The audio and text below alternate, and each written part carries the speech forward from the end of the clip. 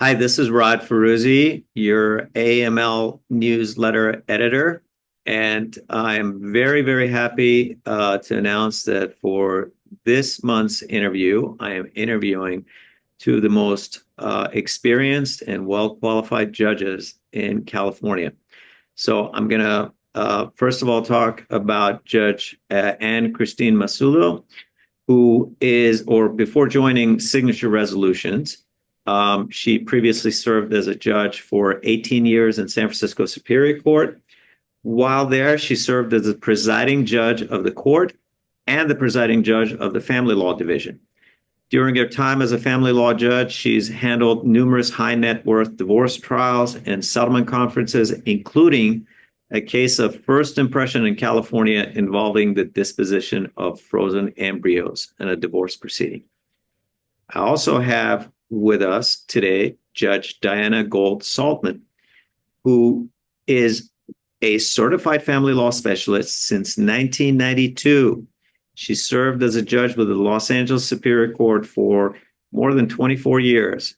She is a judicial fellow of the AAML. She's also a judicial fellow of the International Academy of Family Law, IFL, and also served as a 2018-2019 president of the Association of Family and Conciliation Courts. She has received numerous awards over a distinguished career, including Family Law Judge of the Year. So welcome to you both. Let me stop you first and just say, I wasn't on the court for 24 years. I was in 14 years, but okay, it felt like 24. It was very welcoming. Okay, I got that part wrong, but let's hope I get the rest of it right. Now, the reason I have you both here today with me is that many of us, many people in the US, they celebrate Easter this month. And why not talk about, since there's a lot of people celebrating Easter, why not talk about frozen embryos, which is a topic that is rather new in the United States to a certain extent because there's a lot of disputes in various states. Now, let's start talking about the California approach and specifically Judge Massullo, since you actually presided over a case on this matter. Why don't you, talk to us about the timing of that case and when you were dealing with it? What was the law at that particular point? So if you don't mind, Rod, I'm just going to give an overview for people who haven't been in the assisted reproductive world, assisted reproductive therapy, and there are two types. One is IVF, intravenous fertility treatment, and the other is ICSI. Where you basically have, in a petri dish, you have the harvested egg, and then you inject the sperm into the egg. So one is more natural, the other is assisted, but they both come under the heading of ART, which I think we're going to be using.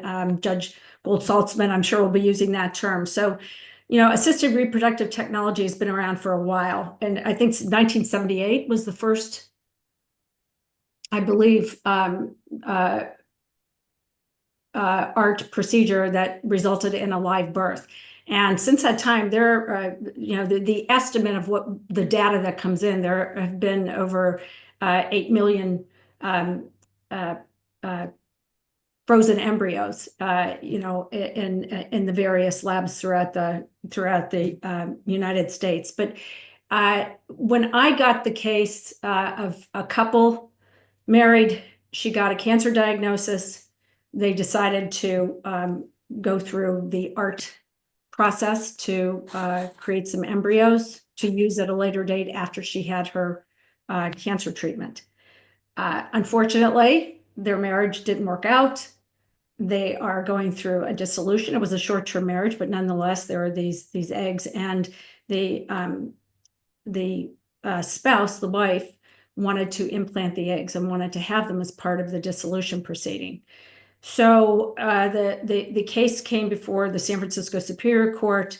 The fertility lab, UCSF, intervened in the matter because they were actually holding the frozen embryos. And when the parties, before they went through ART, they had signed a disposition agreement. And the box that they both checked and initialed was that in the event of a dissolution, that the embryos would be thawed and discarded. So those were the facts of the case, but there was no law at the time. It was 2014 or 15 that the case came into the court. There was no law in California. And it was interesting. We now have, California Health and Safety Code section 125315 now does require that in these IVF or ART contracts that the couples be given a certain requirements that they make choices. One is to thaw and discard any harvested embryos that they don't use, provide give it to research, and in the event of a dissolution, what thaw and discard, or if it goes to the other spouse. But the parties have some control because of the Health and Safety Code section in California.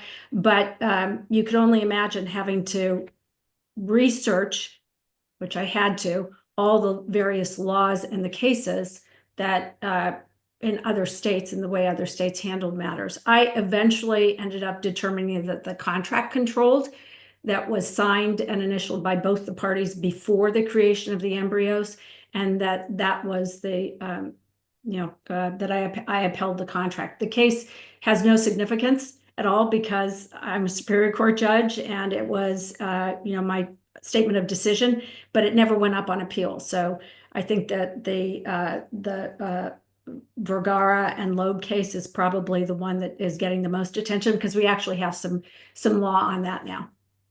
And we'll certainly talk about that case in a few minutes. But Judge Gould-Saltman, one of the issues that did not seem to have come up in the particular case that Judge Massullo was talking about is, I understand that the parties were both residents of California. Is that correct, Judge Massullo? Yes. Okay, so in situations where now, let's say one of the parties could be a resident of another state, and specifically in light of the Dobbs case, so the 2022 Supreme Court case that essentially, it overturned Roe versus Wade, whether that case is going to have an impact on these type of frozen embryo matters at all or not. So Judge Gould-Saltman, if you want to address that particular issue. Sure. The cases that came down on this issue prior to Dobbs, all of the frozen embryo cases that I could see, at least touched on the concept of reproductive choice, and whether ultimately the court decided to look to the contract or to look to the interests of the parties. There was sort of this overarching idea that there was Roe. After Dobbs, a number of states started putting together, some had cases, some started putting together legislation that would affect the anticipation of what would happen under circumstances where parties had what in some places they refer to as pre-embryos, or frozen embryos or frozen pre-embryos. And in looking at those statutes and looking at the cases that have happened since then, it sort of appears that states now, because reproductive choice has gone to the states as a state's interest issue, has somehow ended up on what I'll refer to as a continuum between, on the one hand, a frozen embryo or pre-embryo has no independent rights, the parties have the rights, and what they do controls, to the other end, where in at least one state, the frozen embryo can be appointed a guardian ad litem for purposes of being in Louisiana what they refer to as a juridical person with the right to sue. And in between, I see states doing different things. And this is my placement on that continuum, but I see somewhere there will be laws that say that there can be no experimental use of frozen embryos. In other ones, there can be no medical use, sort of a centrist position, which I think is more consistent with the California position, is that the court is admonished to look to the contract that the parties entered into with the entity that is preserving the pre-embryos, as well as what their intention was at that time, understanding that those intentions may have changed over time. So I would imagine if the embryos were frozen fairly recently before the issue comes before the court, their intention is probably pretty similar. But if it's been 5 years or if it's been 10 years, their intentions may have changed over time. In some states, they look to the gamete donor as having priority. So the person who donated the egg, if it is among the couple who are getting divorced, if the sperm donor is not the husband, it would be a default to the person who donated the egg. The reverse, if it was a donor egg and it was the sperm of the couple getting divorced, then he would get priority as between the two spouses.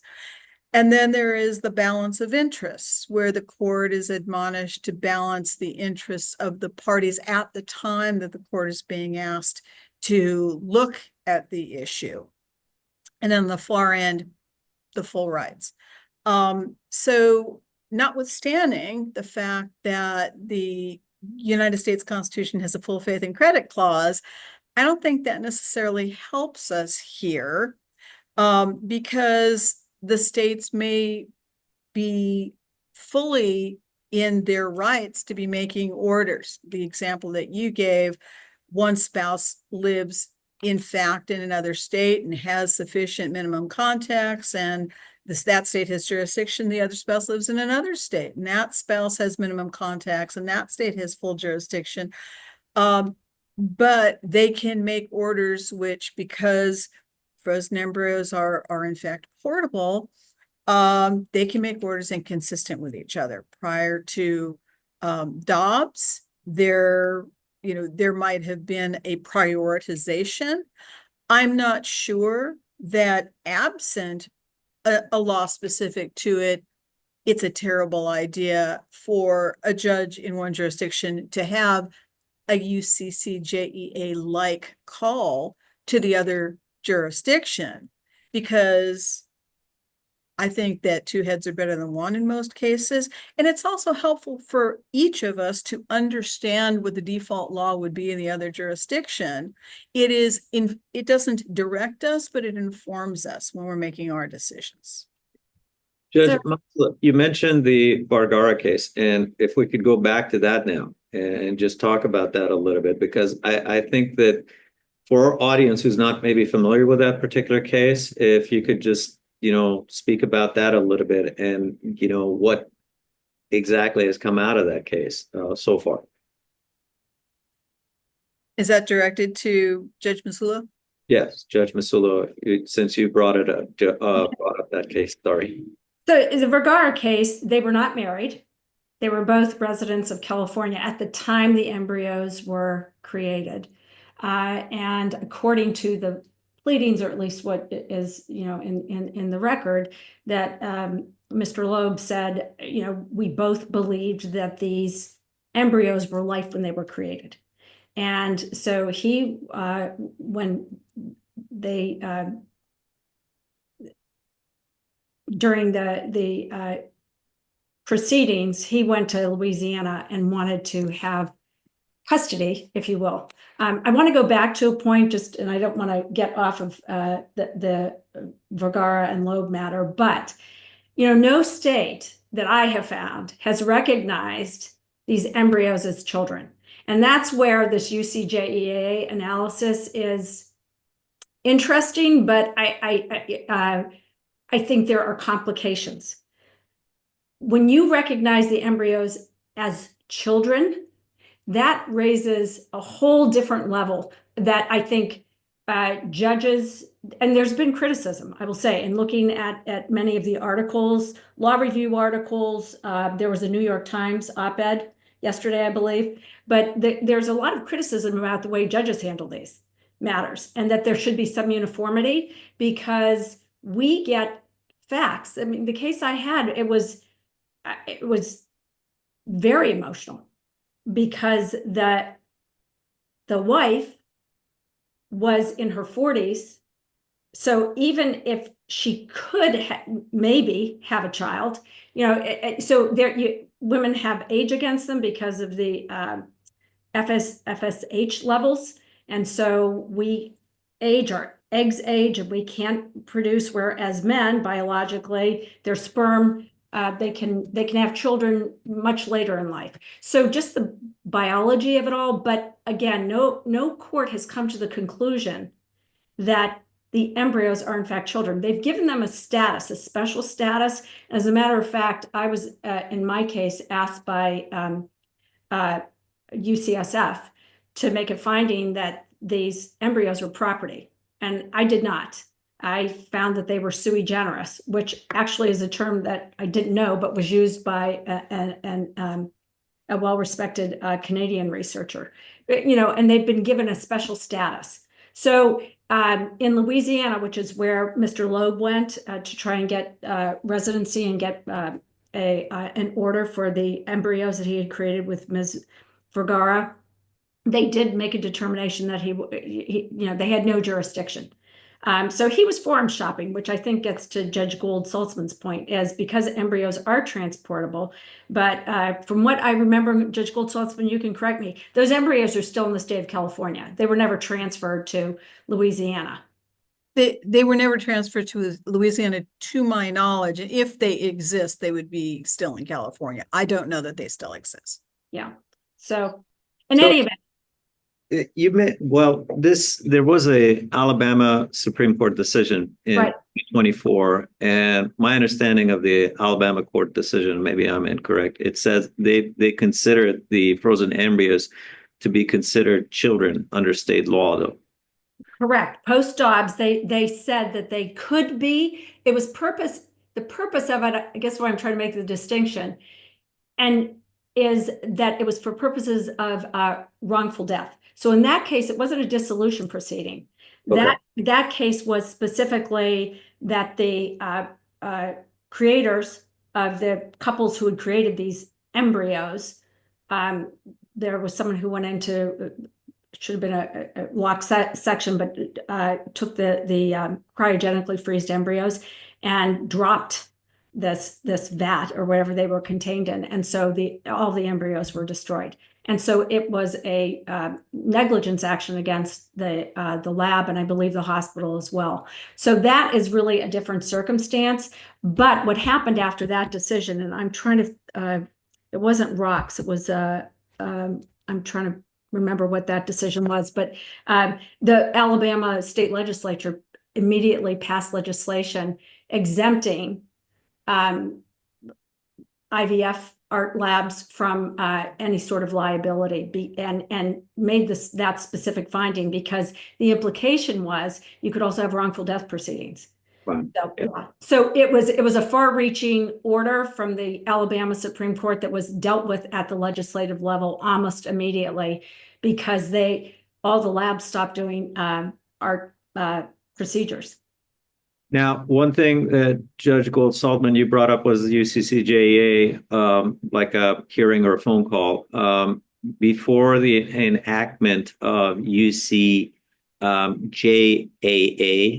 which was the precursor before UCCJEA, and that law was enacted back in 1968.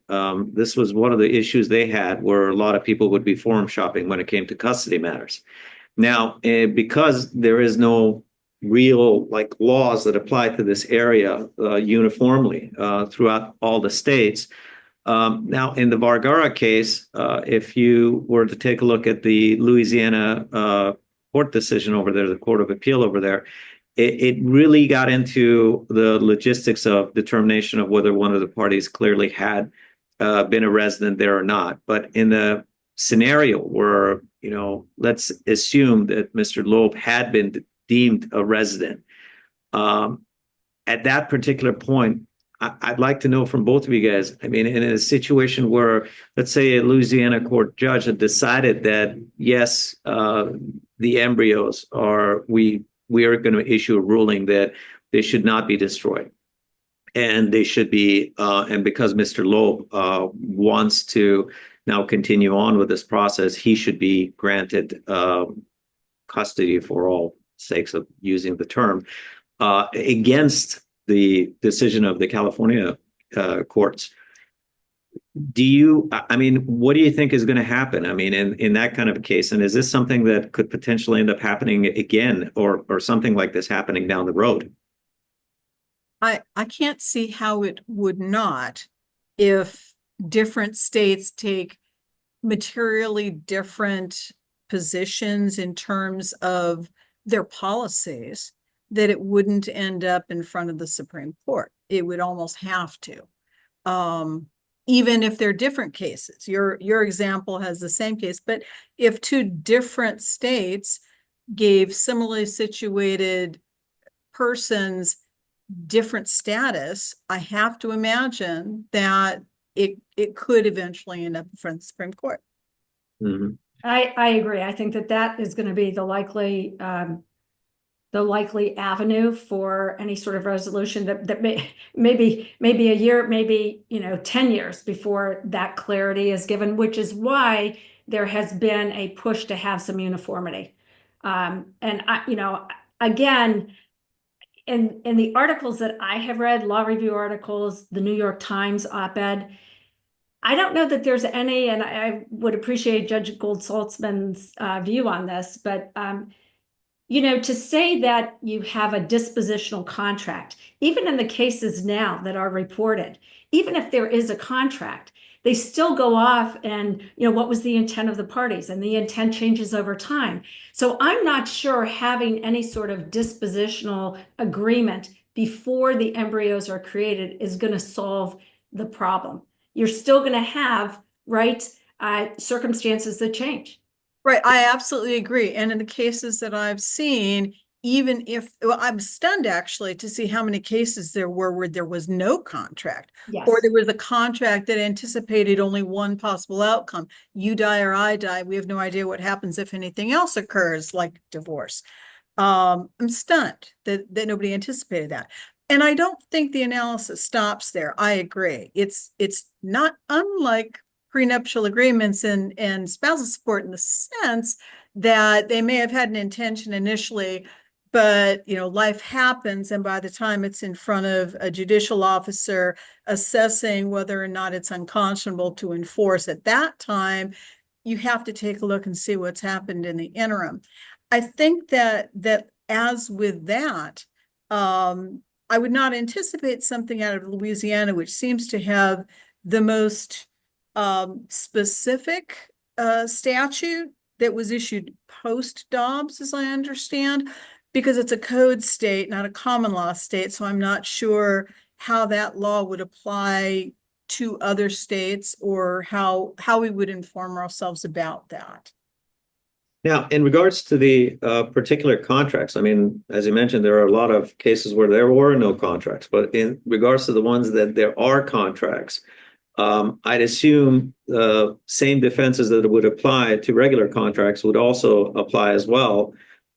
Is there perhaps, some need for standardized agreements or of some sort where, at least, people know, okay, there are certain steps need to be taken.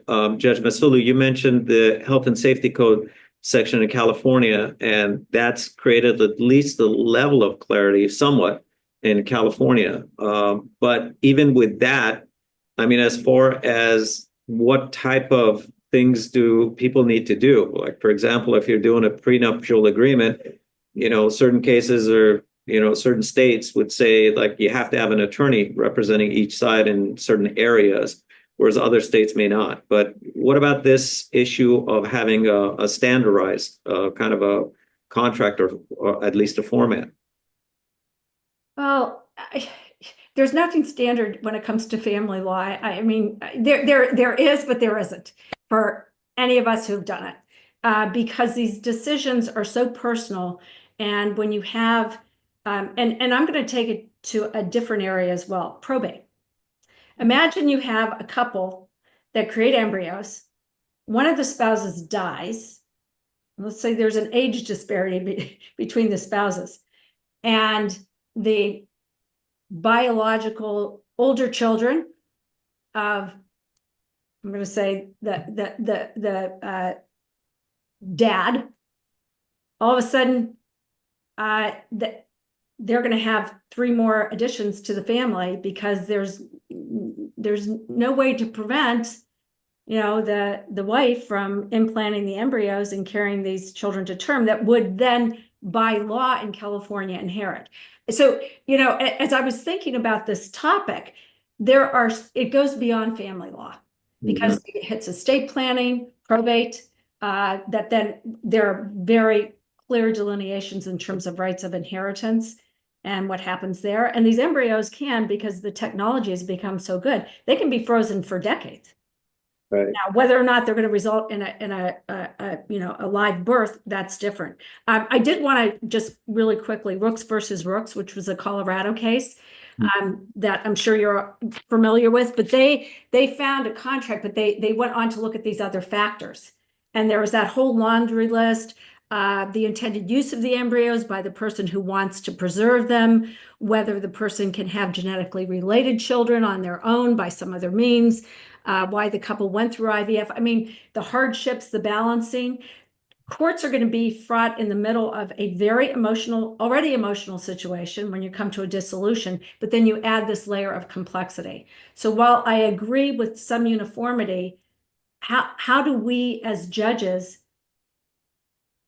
decide, using all these factors, and then have, someone challenging an agreement that was done before these embryos are created, and forcing on the other spouse, whatever spouse doesn't want to, have these embryos implanted with the possibility of a child. How do you force parenthood on someone who doesn't? Let me add to that. It's my experience that many legislatures are making laws based on current things that come up in the news, or things that come up frankly, on Law and Order. And all of a sudden, they're trying to take away, not add to, the discretion individual judges have in making decisions about things that are very, very intimate, very private. I like what was done in Rooks. And I think most judges like, having some guidelines, having some factors that the court can go to. And we're going to weigh those factors, and we're going to take the evidence that fits into those factors and make decisions accordingly. But I don't think we want something that is so rote that we can simply apply facts as if it's a mathematical formula and come out with a result. And frankly, I think that as long as I've been alive, science outruns law all the time. Things that I could never have anticipated in the time that I've been practicing law and the time I was on the bench are all of a sudden reality, and things that I saw as science fiction are now science fact. And I think when that happens, and knowing that it's going to be happening at that pace, science will always outpace the law, that the best we can do is select judges for their wisdom, but also select judges who have the ability to use analogies so that what they're doing is consistent with existing law and existing policy. And if new law needs to be made, it does. I don't think that makes them activist judges. I think it makes them good judges, because they're applying the law to the facts as best they can. Well, when I wrote my decision in the Finley versus Lee matter, I wrote it very specifically so that the Court of Appeal, because I did think it would go up, that they could then make, see the analysis that was made, look at the various jurisdictions and what the tools that I had as a judge. But I'm going to add something here that's a little nuanced. While I think judges, we do our best to get it right. Think about the couple, think about the party that wants to preserve the embryos and actually maybe, whether by surrogate or, hopefully have a child. I would advocate that we think about maybe a 3-judge panel on specifically something like this decision. Sure. So it's not left to one judge, but you have 3, because it's such an important decision. And if you look under Family Code section, is it 7113 or 7613, that talks about, right, the presumed parent. Right. And so you're forcing someone to support a child who may not, you're getting divorced. There's a lot at stake. So that's why I would be an advocate for having a 3-judge panel who would make a decision and maybe fast track these decisions before the Court of Appeal as well. Okay, just so for our audience, many of whom may not be from California, Family Code 7613 and 14 deals with the issues where there can be more than, it's a presumed parent statute that is specific only to California. Now, some other states may have that, something similar to that, where basically a parent doesn't necessarily need to be a biological parent. It can be another type of parent, and the court could consider them as being the actual parent. But that's unique to California. Now, one of the other issues that you brought up earlier in your case that you were discussing, Judge Massullo, was the issue that the clinic itself filed a motion to intervene in the proceedings, which, again, for those who are not in California, basically it's now a third party wants to enter the case as an actual party and be able to have some sway on the court's decision making. I think that was clearly based on the clinic thinking that they might be liable either way if the court were to make one decision or the other. And so they're trying to protect themselves from the potential. Now, you mentioned that Alabama, they passed a law where the clinics were protected. And I don't you think this could end up becoming even a more complex issue for many of the other cases where now the clinics, the doctors, or whoever, they could think like they're facing liability, so they might want to get involved in various cases too? I don't know what standing they would have to intervene, but clearly in the case I had in front of me, that UCSF was holding, they were holding the embryos. Right. But I'm not sure, absent that situation, just anyone could intervene. There were a lot of amici briefs in the Alabama case, and I think you see those when they go to any state Supreme Court.